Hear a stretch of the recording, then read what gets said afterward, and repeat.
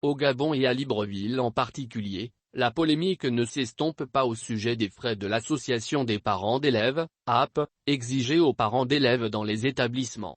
On paie parce qu'on n'a pas le choix et c'est la condition pour que les enfants aillent en classe. Mais honnêtement on ne sait pas à quoi ça sert, a déclaré un parent d'élève. Ça relève soit de l'arnaque soit de la démission de l'État dans le financement de l'éducation, a renchéri un autre.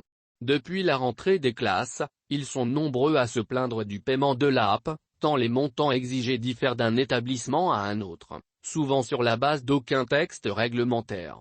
Pour cette année scolaire dans le pays, les frais d'inscription et de réinscription au public ont été fixés par le ministre de l'Éducation nationale à 3 000 pour le pré-primaire, 5 000 pour le primaire et 10 000 francs CFA pour le secondaire.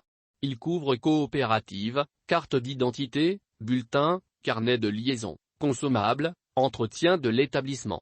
À ces frais, s'ajoutent ceux de l'AP.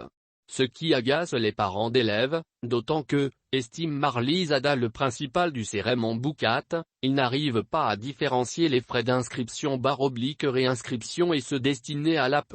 Elle évoque pour justifier cet état de fait, un manque de communication entre les AP et les parents d'élèves. À quoi servent donc ces frais? Le paiement est-il encadré? Le montant de cotisation d'adhésion est fixé par décision de l'Assemblée générale ou du comité restreint. Et la loi dit que c'est de 1 franc à 10 000 francs CFA, on ne dépasse pas 10 000. Sauf que la loi a toujours prévu une cotisation exceptionnelle en cas de besoin, a tenté de répondre un président d'AP. Mais à en croire Martin Ossekokou, le président de la coordination des associations des parents d'élèves du Gabon, CAPEG, la plupart des AP n'ont pas été mis en place dans les normes.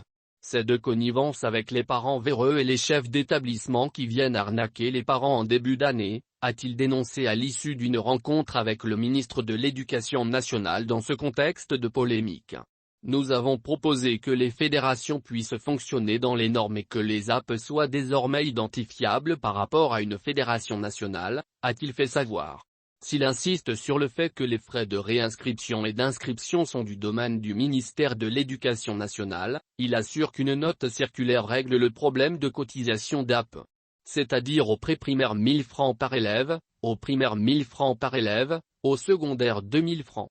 Dans les structures confessionnelles, ne pas dépasser 5 000 francs. Cette note, nous avons demandé au ministre de l'actualiser pour que tout le monde puisse voir clair, rapporte Martin Ossekokou. Selon lui, l'AP est une administration autonome et financière qui se distingue de l'administration de l'école. Tout parent qui inscrit un enfant dans un établissement est automatiquement membre de l'AP, a-t-il déclaré, promettant d'organiser des sensibilisations pour expliquer aux parents le rôle et le fonctionnement des AP. Si l'on se demande si ce sera assez pour taire la polémique, il ajoute: il n'est pas dit que les AP ne sont là que pour les cotisations.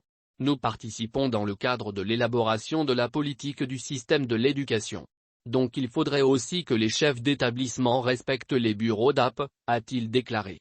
Les parents de leur côté évoquent également une absence de transparence quant à la gestion de l'argent perçu dans le cadre des frais de l'AP.